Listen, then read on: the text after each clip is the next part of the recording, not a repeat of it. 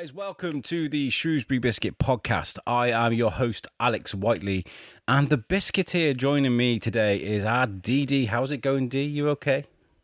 Hi, yeah, I'm doing all right. I'm kind of missing the studio. Yes. I really am. Yes, me too. I Massively, really am. massively. Like we were talking about it earlier today, weren't we? Like when we get back, what we're going to do. We have all these things set, but we don't know when we're going to be back. Yeah, That's the difficulty. It is a trying time. We don't know what's going on. But I've been speaking to the guys at the parade, and hopefully they're going to start slowly opening things on the 1st of June. We've got ideas to make the studio a safe place with lots of PPE, and we're going to socially distance the tables. We've got 2 tables now, so we can socially distance them. Yeah. So we might be able to get in the studio. It's a might, but I've got plans to do so because I think it's going to be very important for us to be at the centre of what's going on with Shrewsbury's recovery. Joining us today is Ali and Sophie. I've been dying to get these guys on for ages. Every time we plan a show, we hit a hurdle, like, I don't know, a worldwide pandemic.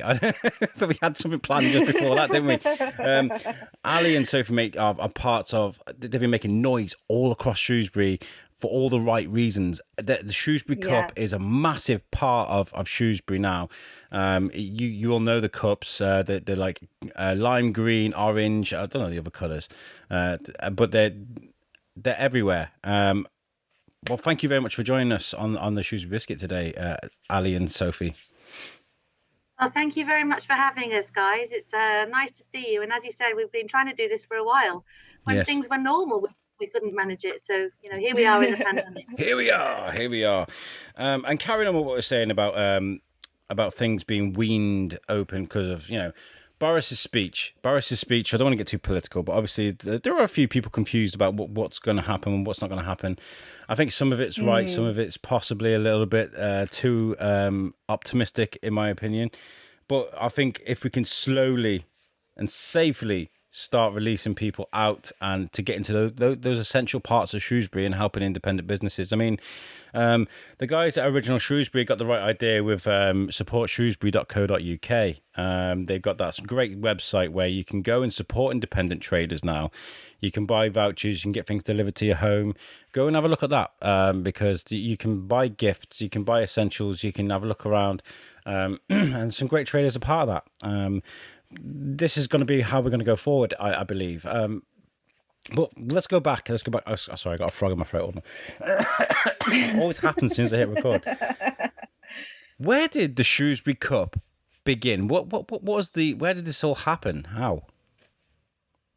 Well, so I work in waste management. I'm a bin lady. We run a service for events called Zero Waste Events. So it's waste management and recycling for events. And we started in 2011 at the Ludlow Medieval Christmas Fair. I always think if you're going to start recycling, you might as well do it at a winter event dressed as a monk, which is exactly what we had to do. Yes.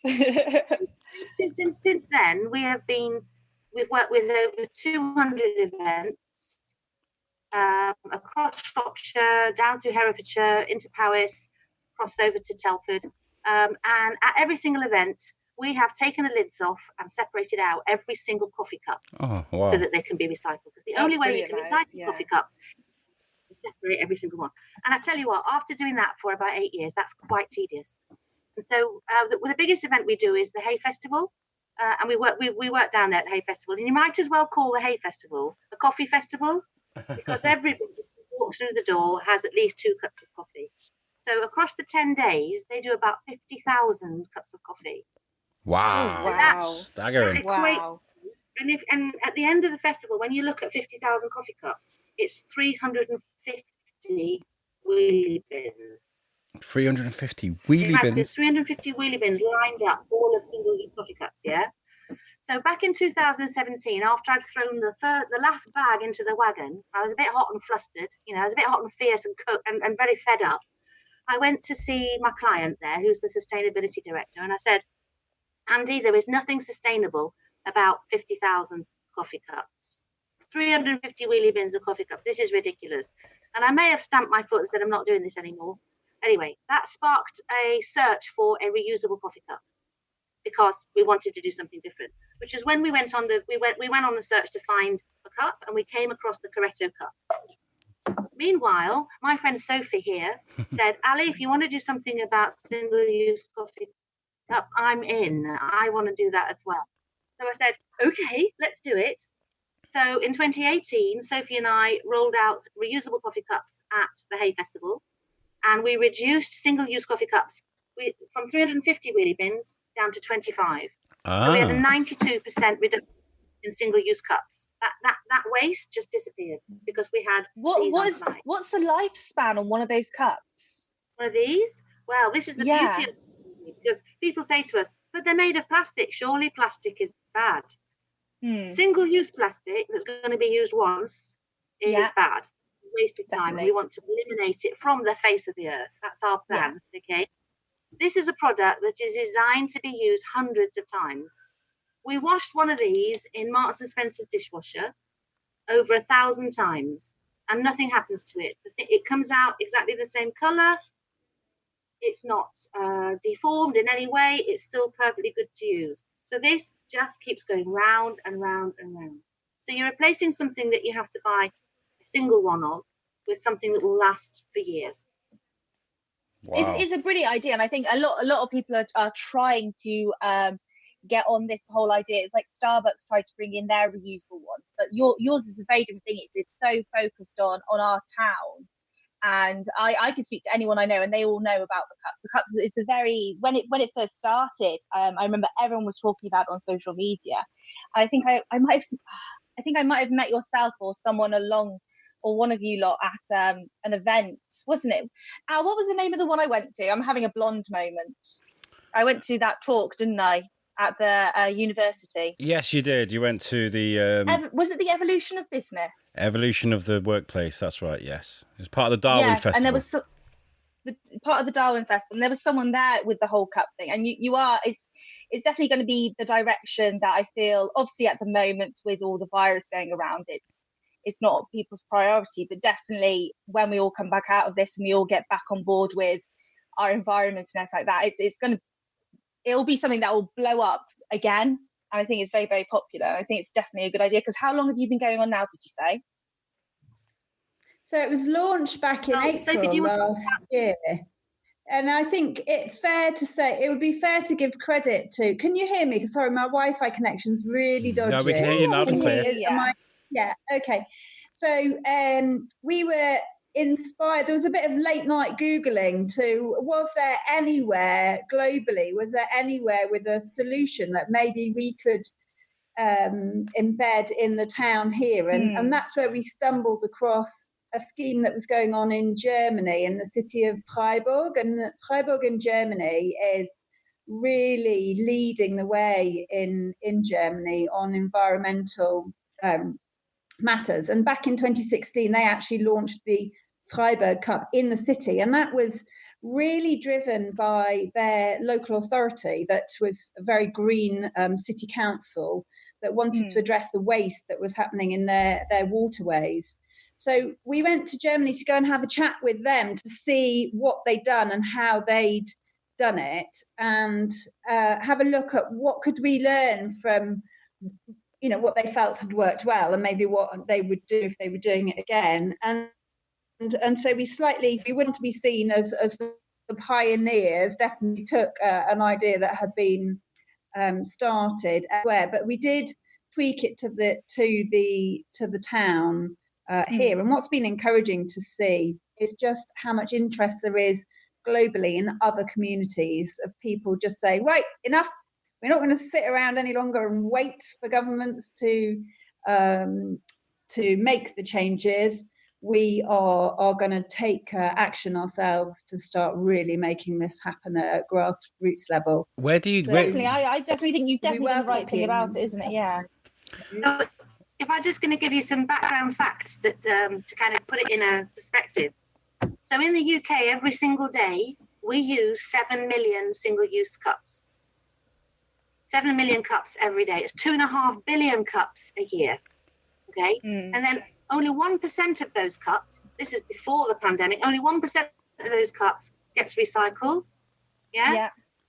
500,000 cups every single day in our country just get littered. Because if you think about it, they're a cup that's designed to be used outside. It gets put in a bin and it blows out, or it just gets willfully dropped. Yeah. Yeah. So 500,000 cups are floating around our parks, our streets, our car parks, our rivers every single day. Yeah. And it's just, and do you know how many trees that is? How many trees do you reckon? It takes 3,000 trees to make those 7 million cups. So 3,000 trees every single day just to make the cups in the UK. It is bonkers. It is crazy. Yeah. It's like one of my other jobs is I work in transport, but we also have a waste management area. We deal with recycled. It's more along the aggregate side of things, but in that, a lot of people don't learn that even if they use these recyclable cups and they do recycle them, still a percentage of it still ends up in landfill. I think that's what a lot of people don't think. They think as soon as they put it in their recycling bin or wherever, they think they've done their part, but they'd be better off not using those cups at all and using one like yours, using something that you can be used over and over and over again. Definitely. Absolutely. The only way to avoid this waste, this 7 million cups a day, is to move to reusables. We try to move to recyclables. We try to move to compostable cups. Well, a compostable cup, that's kind of seen as a solution. Trouble is, compostable cup will only be composted if it goes to a special facility called an industrial compost.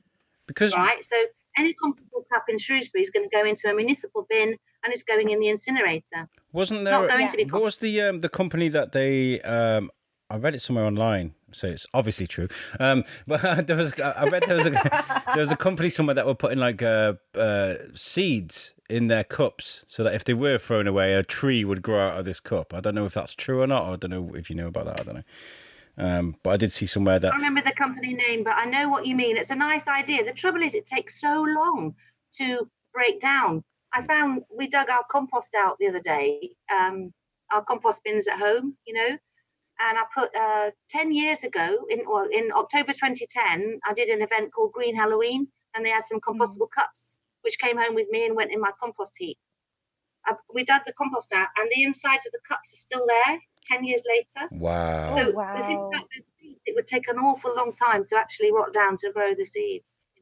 So it's like I've got I was given a cup about 2 years ago, which is I won't mention the name of them, but they're meant to be compostable, and it says on it, it's like put it in your compost bin, like when you don't want to use it anymore and everything like that.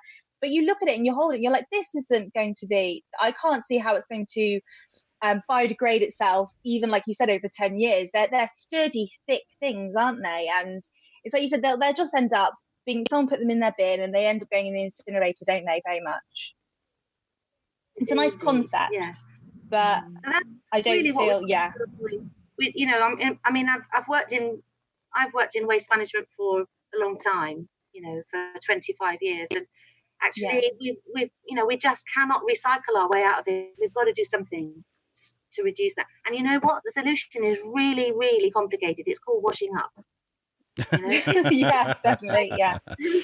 Forward solution. You just wash up. So when you first started this, how do you get a movement like this started? Who do you go to be like, this is a great idea, we need to do this now, people? How do you make that kind of noise? I think we're really, really lucky here in the town that we have a lot of independent businesses. So a lot of the businesses have a face, they've got that personality that's driving the business, that's interested in ideas. And we started off by we did a little bit of lobbying for some of the independent cafes who were so open to the concept, because a lot of our independent businesses, they source naturally, they source ethically, and they are concerned about so we didn't need to do a big push to persuade them about the idea, but we did need to test the water. And thanks to Nicola and Mike, who run Stop, initially we started off with a little trial in 2 of their cafes for 4 weeks and just chatted to the staff, and then gave them the opportunity to say, listen, what do you think? Is this going to work? And if we're going to do it, how do we how do we communicate it to customers, and how do we communicate it to staff? And we started back in, it was December of 2018. Is that right, Ali? Yeah. That December sounds about 2018. right. I think it was 4 weeks. Yeah, it does sound about right. Yeah. And then got their feedback, and then broadened the circle out a bit, thanks to Pip and Helen, who again thinking sort of cast the net and pull together some of effort and look at how we could roll it out. So I would really reiterate, it's great being in a town with lots of independent businesses run by progressive, open-minded people who want to make change.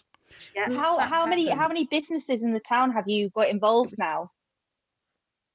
So just before lockdown, we had 25 cafes on board, including so we've got Stop Cafes, we've got Ginger and Co, we've got Darwin's Kitchen, Loopy Shrew, we've got lots and lots of different cafes. We also have Shrewsbury College. Yeah. So Shrewsbury College, all 3 campuses. We started a trial at the hospital as well with the League of Friends and with the hospital catering. Again, now that we're in a pandemic, everything is kind of dormant, and we're waiting to. Yeah. Well, not everything actually. We've had a busy morning because we've been to Gwen Burgess, who runs Darwin's Cafe, which is by the bus stop. So we went to see Gwen, and Sophie organised for us to go and take. We thought what we'd do is, we're so grateful to all the traders in the market who've been, kept everybody going for the last 8 weeks. What we thought we'd do is we'd go and get a coffee for each of them from Gwen's in a Shrewsbury Cup and take it into the market. So we've been busy, haven't we, Sophie, this morning, taking coffees around. Nice. And Gwen's been super busy. I mean, she's just been going all the way through. Before we move any further, I just want to... No, it's okay. I wanted to say, actually, you mentioned about Mike and Helen. I just want to say a very humbling, thank you to Mike, because Mike is one of the most optimistic, from Stop Cafe, that is. He's one of the most optimistic people in the town. When I first started, I was kind of like, hey, I've got a podcast. You want to come and do a podcast? I want to talk about how he started. Because Stop is one of the most recognisable brands in Shrewsbury at the moment. And I was just kind of like, let's talk about it. Yeah. And he was like, yeah, come in. We'll have a coffee. And we set up I had this big mixer at the time. It was about 8 feet tall, sat on a table. It was kind of like, setting up in this tiny table. It was amazing. Mike is a brilliant voice for the town, and so thank you to Mike for showing you guys the encouragement that he did, because look where it's got you. Yeah, they're super supportive, as have many cafes in town. Yeah. It's been really, as Sophie said, it was pushing at an open door, because they all said, listen, we want to do the right thing, and we're eternally grateful to say, to going, okay, we'll do this mad thing with these 2 crazy cup ladies. What were you saying? What's the future of the cup? Where do you see it going? Like this time next year, this time in 2 years, where do you see it going? Because obviously it's on a bit of a halt at the moment due to this pandemic. But what do you see the future of it being like? Well, we've got some hurdles to cross, Deedee. We really want to work with our cafes to give them confidence, and with our customers to say, what, guys. These are our drop and swap scheme, where you get a fresh cup every time. It's perfectly safe. There's absolutely nothing wrong with it. We've got to overcome that barrier. And the sign so far with the cafes that we've talked to is that it's even more important now going forwards to do this. As well as Shrewsbury, we also have worked with Harper Adams University. Hey, brilliant! They're a very good one. They've eliminated all single-use cups entirely since last September, with no drop in coffee sales whatsoever. So we want them to we hopefully that they'll continue. We want to work with other universities. We work with other towns as well. So we've got there's a town called Whitstable. They've got a cup. Oswestry have a cup. Yeah, so there's an Oswestry Cup. There is a Newport Shropshire Cup as well. Is this all run by you guys, or is that their own independent thing, or is that you? It's their own independent projects that we've helped them. We've kind of advised them and helped them get going and run their trials. Nice. Because what Sophie Well, Sophie's, what we really believe in is that this kind of thing is a bit of a labour of love, and you need to know your community. You need to understand your cafes and know your community to be able to push it. Maybe in a few years' time, when this sort of thing is much more common, when reusable schemes are going to be the norm, then you can have a national scheme because everyone's much more used to it. At the moment, we're kind of trying to achieve that behaviour change, and it's there's no resistance, but it's a lot of change. It's what Is there one in Ludlow? Because I can imagine Ludlow would be very popular for something like this.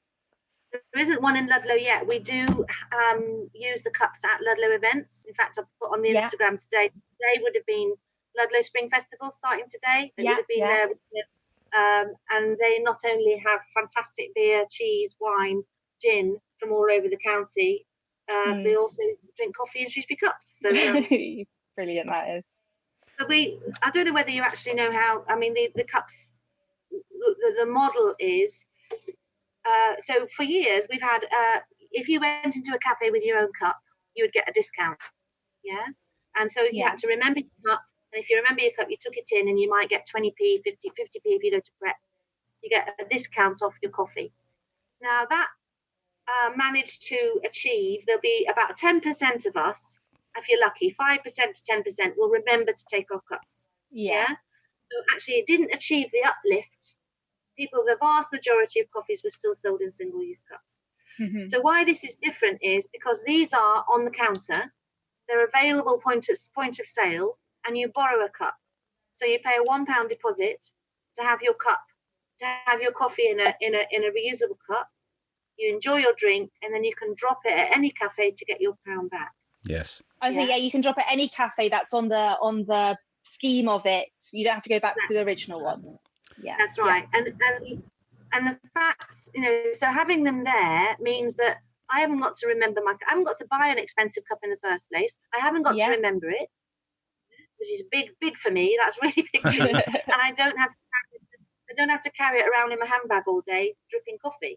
Because I can just. Well, that was my thought when I used to have my reusable ones years ago when I was at college, and it'd be when you're finished with it, you then have to put it in your bag, don't you? And you haven't washed it or anything like that, and it becomes a bit of a nuisance. And obviously, remembering it as well is a massive part.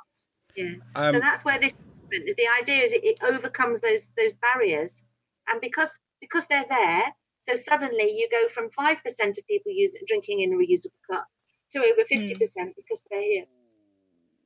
Because they're available.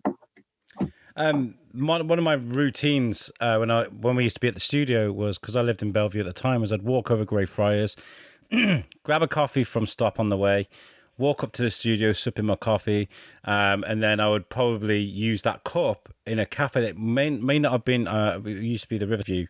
I would then get them to put a coffee. We know what you mean. I would then get them to put a coffee in there, even though they weren't part of the scheme. Finish that, then take the cup back down to Greyfriars on my way home, get the £1 back, and there we go. The cycle will just repeat. Because even though there are companies out there that aren't part of the Shropshire Cup, they will still put a coffee in there, So that's the handy thing about it. Who makes your cups? Who did you go to be like, let's make a cup, people? Well, actually, we were really lucky because when Ali talked about her experience at Hay Festival, when she scratched her head and stamped her foot and said, right, enough's enough, she also was at the same time engaged in some dialogue with people who were also looking for solutions.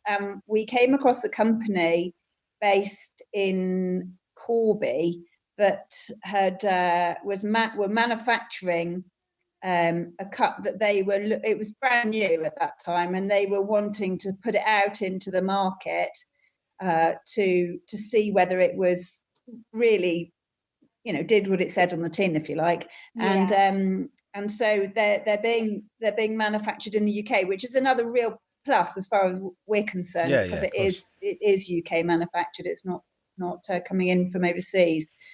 And because of the technology that they're using, it's incredibly lightweight, the cup, but it's got a slightly ridged edge to it, which means it's got these sort of thermal properties which stops the cup from burning your hand when you have the hot drink inside it. Yeah. So locally, give or take, locally manufactured really, and locally printed as well by another company in the West Midlands. So it all felt like it all fitted the ethos of the scheme. There's been really. a lot of thought put into it. It's not just a cup, isn't it? There's a lot of thought behind it and supporting local, like you said. Yeah, because one of the things you have to be mindful of if you're trying to do something for environmental reasons, you've got to be careful that you're not replacing a single-use paper cup with a reusable cup that has got a bigger carbon footprint. It's really, that would be pointless. So we've done this cup's had some serious evaluation, not done by us because that's way too expensive, but it's had a life cycle analysis done on it, which shows that after about 10 uses, then this cup is better than the same number of single-use cups in terms of the carbon. That's very good. Only 10 uses. That's astonishing, to be honest. You would think with it being a plastic cup, wouldn't you? It'd be so much more, but yeah.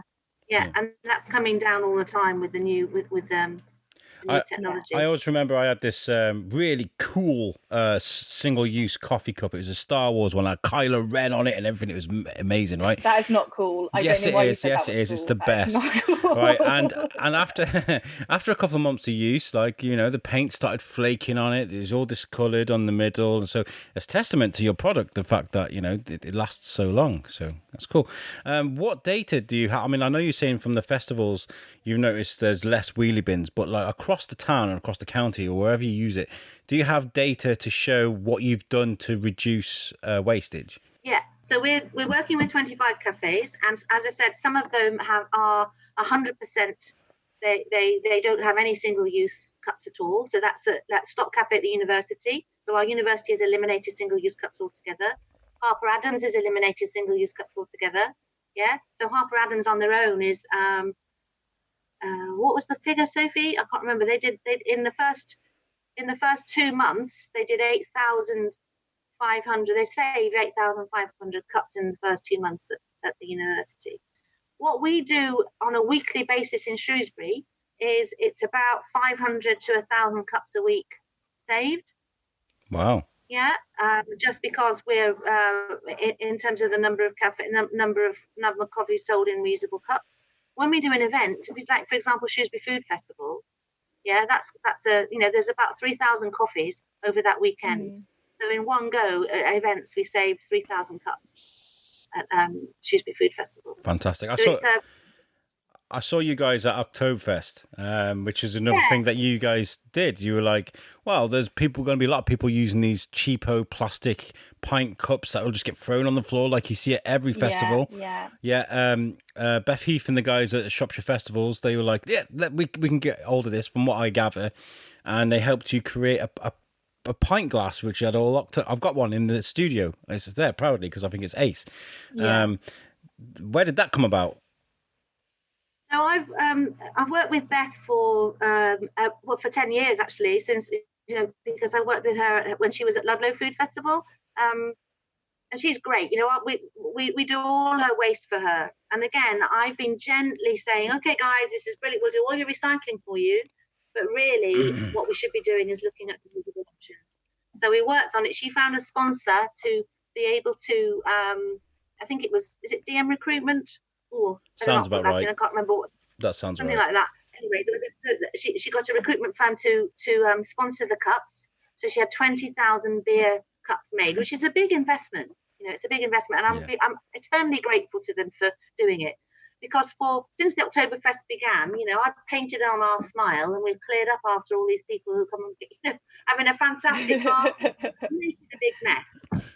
Whereas this year we had gin, coffee, tea, etc. being served, and hot chocolates being served in these, and every single drink was served in a reusable pint glass. Every single beer.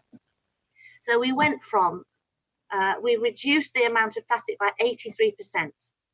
So at the end of that festival, usually I have a mountain of plastic. It takes me 2 or 3 Luton vans to get rid of it.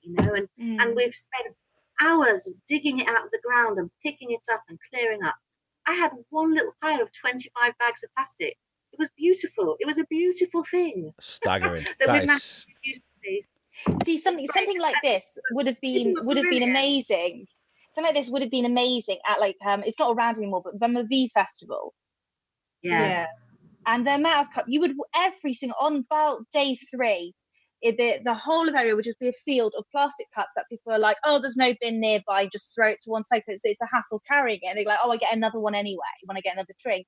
But having something like this, is saying like, which is a much larger festival with so much more foot traffic, would have been so much better. And also it helps the people that put on the event save money, because the clear up crew, they don't need as much time put into it.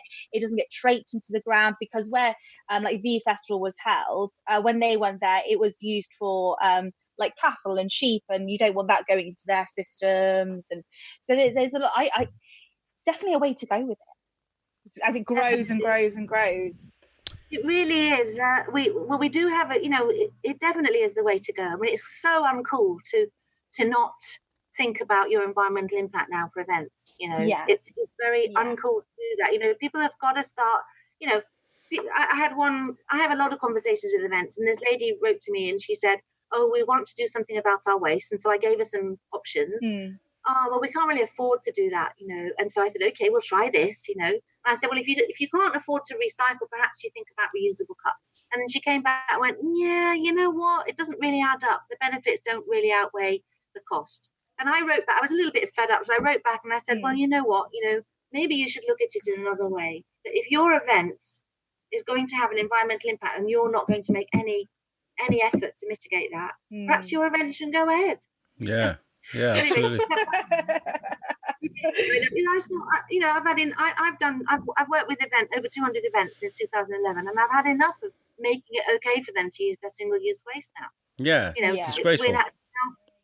Exactly. Now we need to move forward because there are options. And Oktoberfest demonstrated that, as did the Hay Festival. It wasn't just the waste though. It was the other thing.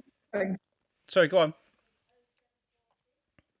No, I was just going to say that I think the other thing that's really, really important right now is that it's going to be a long time before we're all sitting inside our cafes and restaurants. They're a really, really important part of the fabric of this town. They really are. I mean, they're what creates the kind of buzz and the good thing on our streets.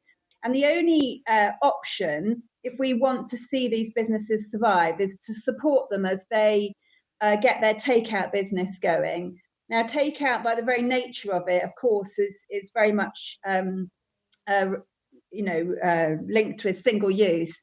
And so never has there been a more important time, really, for schemes such as the Cup to be really, really embraced and supported, because that is the only way that we're going to be able to access the trade that the cafes are going to offer. And the worst situation we could do is take a massive backwards step and just go back to using loads and loads of single use. So I think, but the cups are just one element of it. It'd be amazing if we could see it also move over to sort of food boxes and stuff brilliant. like that. But I think now is, we haven't got food boxes yet, but we're definitely, we're talking about what else can we be doing? What else should we be doing? Yeah. What are the current rules with the use of the cups? Obviously, because we're in this pandemic at the moment. I know a lot of places that have their own style of reusable cups have said we're not using them currently. You're having to use recyclable ones. What's the rule at the moment with the Shrewsbury Cup, in a sense? Like, are the people that supply it still using them, or are they having to put them on hold till a certain date so you can bring them back out again? What's going on with that? At the moment, we've got one cafe trading in town that is using the cups, which is where we were today. Yeah. And the message that we are putting out is very much that you drop and swap your cup. So you get you have your takeout coffee, you obviously go off, you drink it, and when you're finished, you drop your cup back in a separate receptacle, which we've created we've got a little orange bucket, and you can then either get your deposit back, or if if you want another coffee, you get a fresh cup. And those cups are then washed and sanitized, just like they'd on their other catering equipment. Yes, yeah. Do you want to build on that a little bit? So, and we're basing this. We're basing this workflow on the advice that we can find at the moment. We are actually in the process of getting this confirmed. It says on the website, on the government website, every cafe needs to make its own decisions about whether they can use reusable cups, whether they can accept them. And so what we're doing is working with the cafes to create a safe and hygienic way to use reusables. So Alex, it's not going to enable you to go to Riverside Cafe, who aren't one of our, to go to another cafe that's not part of Shrewsbury Cup, because they'd have to wash the cup, but you can go to any Shrewsbury Cup cafe, drop your cup off, pick up another one. Is there a recognisable way to notice someone that's part of your scheme? Is there like where they sell Walls ice cream because they'd have a Walls thing on the shop, We've got a pink window sticker on the outside, and then on our website we also have an interactive map which identifies where the other cafes are. With a little bio about each cafe. I am so glad that you guys are adapting to the situation. That's really, really forward thinking. Well, yeah, that's why I wanted to ask. I wanted to see how it all tied in all together. Really good. Yeah. What I do want to. Well, in early days, I think what we really need. We've had so much support from cafes and from customers and from Shrewsbury Bid. We've had so much support, and what we need is. We need customer confidence. So we need people to walk in there and know and trust the cafes, because all of our cafes have got a rating 5 for hygiene, right? They all know how to wash stuff. They serve things safely. That, in fact, that whole kind of hygienic way of doing things is such an integral part of the food industry. Washing these cups is just the same as that. Yeah. And the advice about this virus is all about wash your hands in hot soapy water, isn't it? Because hot soapy water kills the virus. Exactly what happens. They get washed in hot soapy water. I wanted to also bring up. I want to say it's kind of political, kind of negative, but there's a reason for it. There was a point where they noticed the garbage patch in the ocean, and everybody was like, "Oh my God, we need to do something about it!" Right? I noticed there was a change in the world. Everybody was like, "Okay, we need to find a way to get rid of the plastics, and we need to be a bit more, environmentally friendly." And there was a massive surge in it, right? Everybody was doing their bit until Mr. Donald Trump came and told everybody that it was all a myth. It is political, but he did come out and say it's a lie, fake news, And then all you see is this backpedaling of people that are all, especially with people like Extinction Rebellion. Extinction Rebellion from the beginning were like, people thought they were kind of heroes, and they were like, "Oh, these are great guys, they're doing good things." And then as soon as Donald Trump comes and says his thing, there's a lot of negative feedback towards the environmental services or companies that are trying to do these things. Did you guys notice any sort of fallout in that at all? Well, I think in the UK we are super lucky, right? Because we have our very own David Attenborough, don't we? And David Attenborough, basically, the Blue Planet Effect has done absolute wonders for raising awareness about ocean pollution. Yeah. And he, and he is held in such high regard. Whatever the other man we mentioned, whatever Donald says, people in the UK aren't going to take notice of that. No, they're not. So we're seeing, in 2019 and 2020, there was unprecedented interest in reducing single-use plastic, which is fantastic. And we have to find a way of not going back, of not losing all the ground that we've made as a movement towards more sensible use of resources. We have to, because it's not sustainable to go back. There was a young guy called Boyan Slat, who's one of my heroes.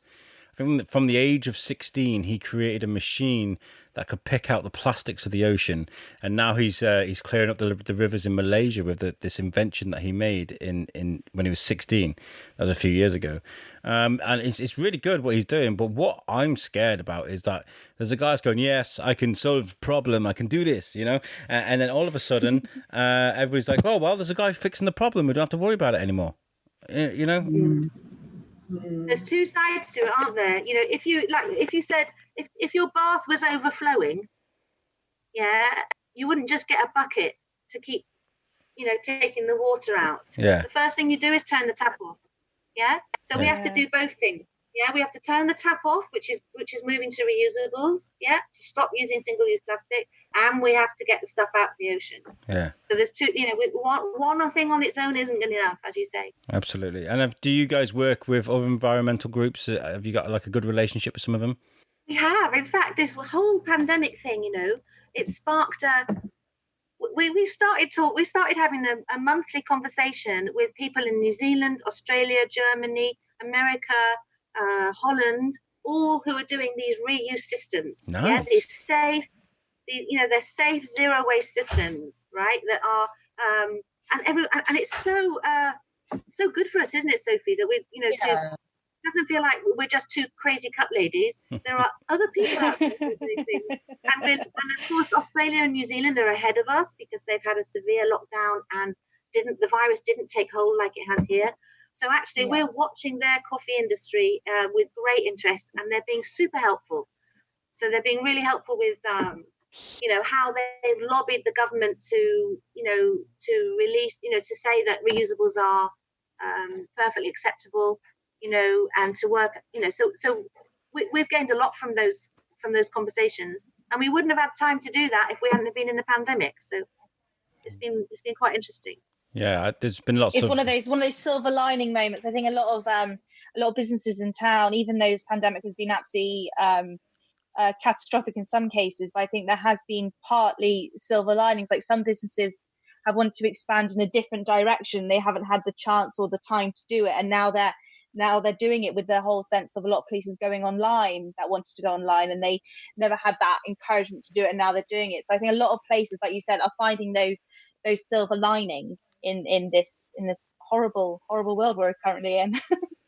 I think as well, it's really demonstrated. I mean, I live in the centre of town, and going back to what we were saying earlier about community, with the stallholders in the market, it has been well and truly a definition of community at work. The workers have come together, and where traditionally they may have worked as independent units alongside each other, and they obviously supply that they're looking after their customers by all coming together, and one of them processing orders, on behalf of all the different traders, and then somebody taking responsibility for delivery. And so I really feel that has been, again, it's been a really dirty grey cloud. I'm not by any means belittling the magnitude of economically and socially what's happened, but there has been little positive things that I've witnessed, which I think just at community level have been positive. Who have been some of the champions then of town? Because I would love to get them on the show and talk about why what's important to them. We've had quite a year of it, haven't we? Yeah. With the floods. Yes. And then the pandemic. I mean, our we really do feel for our independent businesses. We need to get behind them. And as you say, that Support Shrewsbury. The whole Support Shrewsbury initiative is a great idea. Yeah, it's something that should have been done a while ago anyway, I think. I think, as you say, this has accelerated us all to, look at us, we're on Zoom. Who knew that? Who knew that we could we'll do Zoom.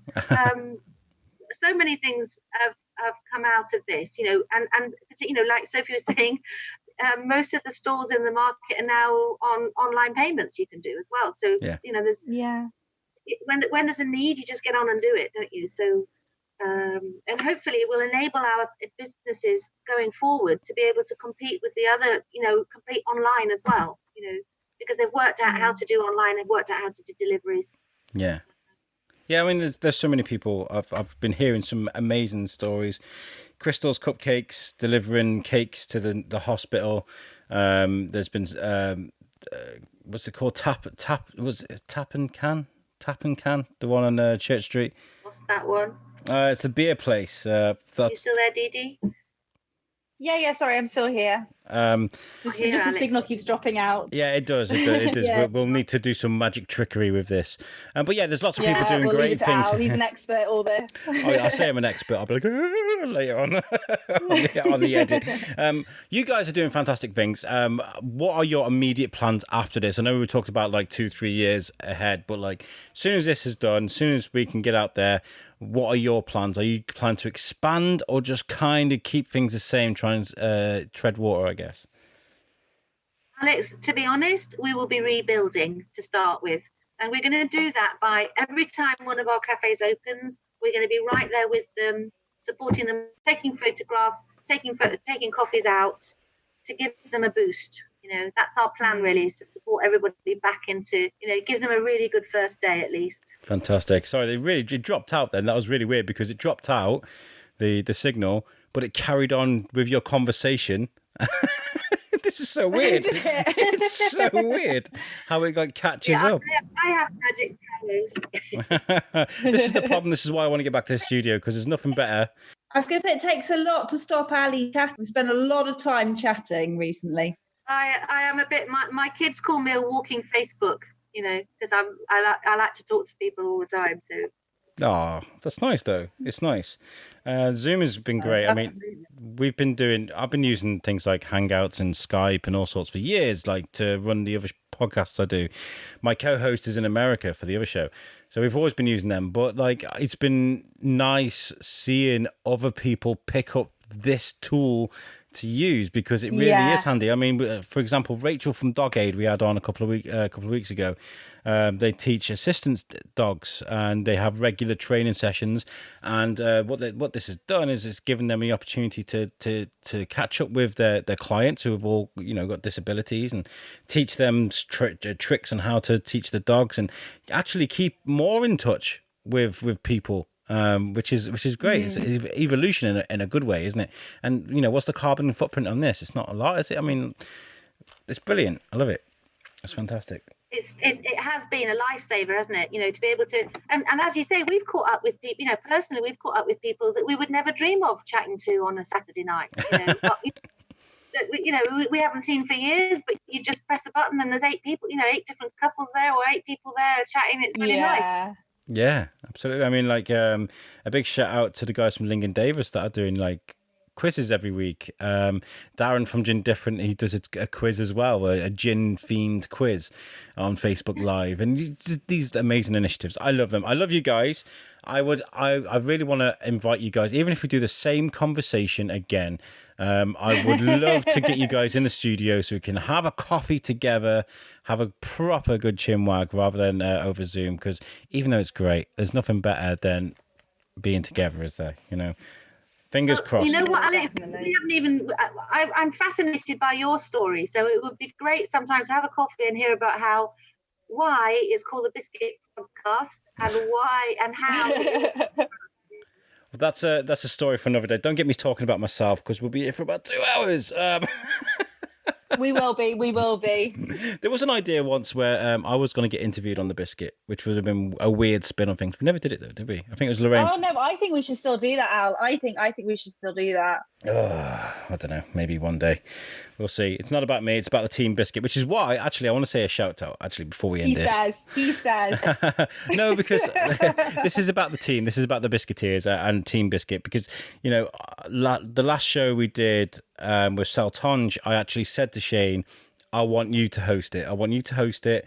And Julie. And I literally hit record and I sit back and just let them talk. I think I spoke 3 times throughout the whole thing, because I want the team to do well, not just Alex Whiteley, because I'm not, it's about us. It's the same thing about Shrewsbury. Shrewsbury's a community, and we wouldn't be anywhere if it wasn't for people working together and encouraging people to do better, and that's what I want to do with the team. So you guys are great. Thank you so much for joining us. Dee, have you got anything to add? Have you got any more questions before we? No, I think you've answered anything, but we definitely, like I was saying, get you in the studio when this is all over. When this new norm comes in, which I think is still a little bit scary in my eyes, what this new norm's going to be. But good luck for you, really, isn't it? It's one of those things. I don't think anyone knows from every 3 weeks where we're going to be, but hopefully the longer that people start taking this pandemic seriously, we'll all be back together and all be on the norm, and the cups will be back out, isn't it? Very much so. That's what we're hoping. We're hoping that our businesses get back to normal as soon as possible, or get back to a way of trading. New normal, yeah. And you know what? I think people are doing well in Shrewsbury. We are taking it seriously. You know, people are being respectful. Yeah, we've been very fortunate, I feel, in Shrewsbury, definitely. We have been very fortunate. We have indeed. We are lucky here. It's because there's about 18,000 coffee shops. That's why. But that's good. That's good for. Yeah, absolutely fun. The one thing you can't put online, you know, we were talking to Ginger and Co the other day that, you know, the one thing what our lovely coffee shops offer is the chance to meet with friends, sit in a nice place, and enjoy that coffee. That, you know, that experience is going to be a way off, but it's certainly not something that can go online. So, you know. Yeah, it's going to take a while. We need that back. Yeah, it's definitely something that we value in the town as people. Yeah, absolutely. Yeah, we're all quite a very European style in the sense of when we socialise, it tends to be going to a coffee shop or sitting outside a coffee shop, isn't it? In the summer, our socialising is based around food. We're very European styled, even though we're not part of Europe anymore. But it's different. It's very different. I mean, from when I was growing up, you know, you'd never dream of going to. Well, there weren't any cafes like that. You know, you'd never. You could go to the Little Chef. That was about it. You know, when I was growing up, and you just went to the pub. But you know, my kids all really enjoy going to coffee shops. Yeah. Oh, it was spoiled as well because they make such mighty good coffee. Our coffee shops. So you know, I've yet to master making as good coffee at home as they can make in the cafes. So. Yeah. Yeah, we are lucky. I am a bit of a snob when it comes to coffee. The Team Biscuit will tell you if it can't be any. He's a nightmare. He's a child when it comes to what coffee he's like. Guys, thank you so much for joining us. We will plan to do a show with you guys again.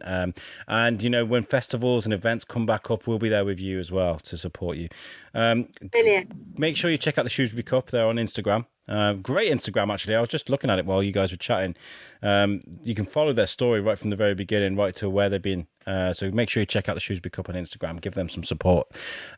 Also, give us some support. Thank you very much, by the way, to all the listeners that are. All our listeners have come back. I mean, during as soon as the pandemic hit, we took a massive blow to all our listeners. It was quite panicking at the time, to be honest. I was kind of like, whoa, where's everybody gone? But everybody's back, and I want to show a bit of appreciation to all of our listeners and supporters. Thank you so much for sticking with us. That we've got great things to come in the future. And if you don't know already, we got a website with all our audio available. Make sure you check that out. It's www.theshrewsburybiscuitpodcast.co.uk, and that's made for us by our friends at Web Orchard. Guys, you've been fantastic. This has been great. Dee, you're amazing. Thank you. You too. Back at ya. Back at ya, yo. Thank you very much for joining us at the Shrewsbury Biscuit. We'll catch you next week. Peace out, guys.